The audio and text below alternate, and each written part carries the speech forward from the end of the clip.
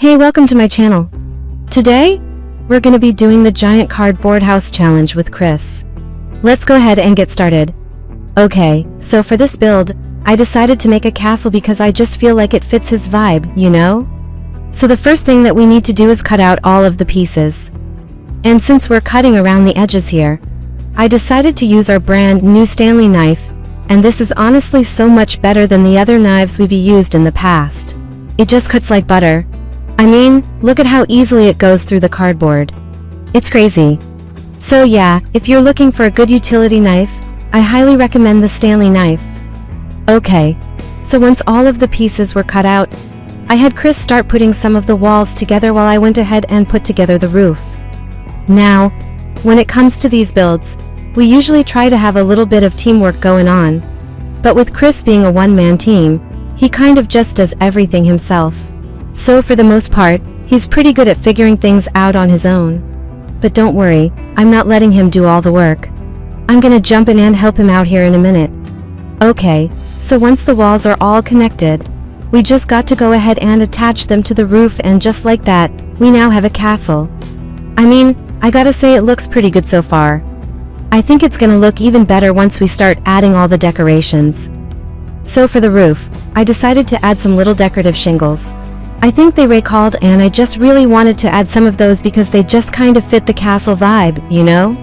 And if you guys have been watching for a while now, you'll know that we love to add LED lights to all of our cardboard creations, and I figured what better way to show off the inside of the castle than to add some lights up here in the ceiling.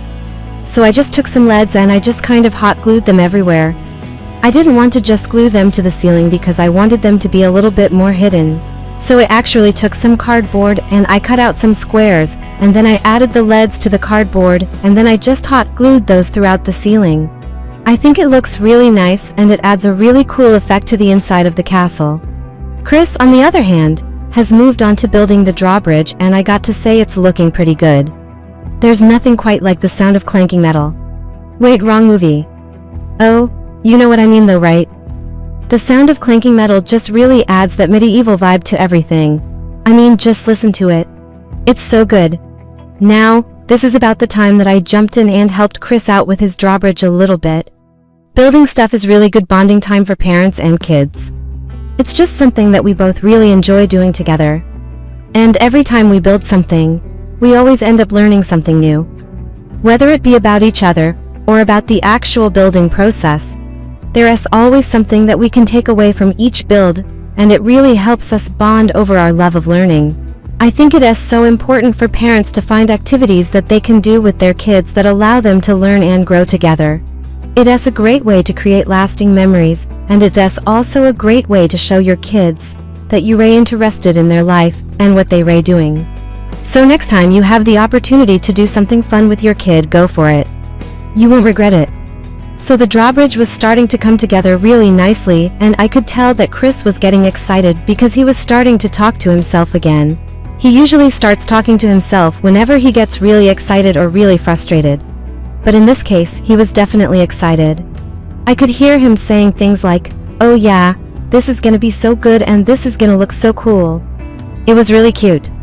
Now, when it came time to add the last of the decorations to the drawbridge, we decided to add some little flags. I don't know why, but every time we add flags to something, it just makes it look that much better. Like it's just the cherry on top. I mean, just look at it. It looks so good. Now, if you've been watching for a while, you know that we like to turn our builds into a game. Usually it is a game where we try to figure out what movie or TV show our creation is supposed to represent. But this time we decided to do something a little bit different. Since we made a castle, I decided that we should play a dragon attack. So here's how it works. One person gets to be the dragon and they have to try to destroy the castle, and the other person gets to be the knight and they have to defend the castle. We took turns being the dragon and the knight, and let me tell you, Chris was really into it.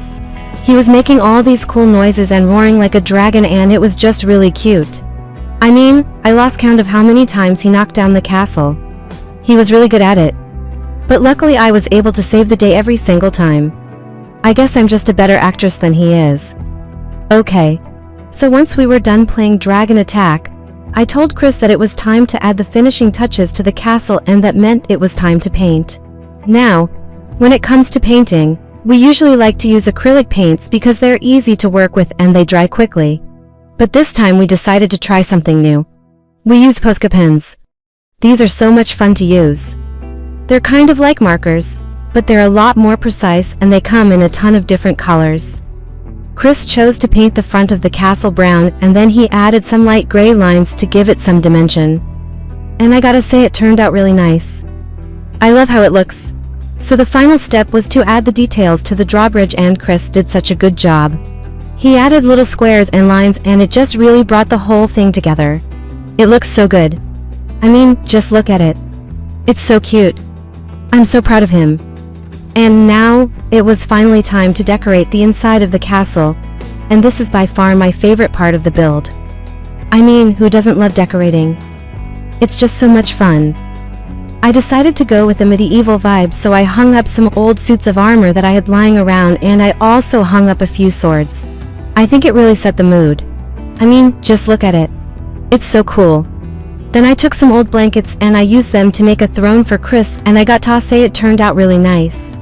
I mean, it's no King's Landing, but it'll do. Then I took some candles and I put them all around the room just to set the mood. And last but not least, I took some music that I had downloaded and I played it on a speaker. I mean, come on, how much cooler can this place get? It's amazing. And now it was time for the grand finale, the moment we've all been waiting for, the reveal. Chris came running down the hallway and he stopped dead in his tracks when he saw what I had done. His eyes were wide and his mouth was open in a perfect O. It was so cute.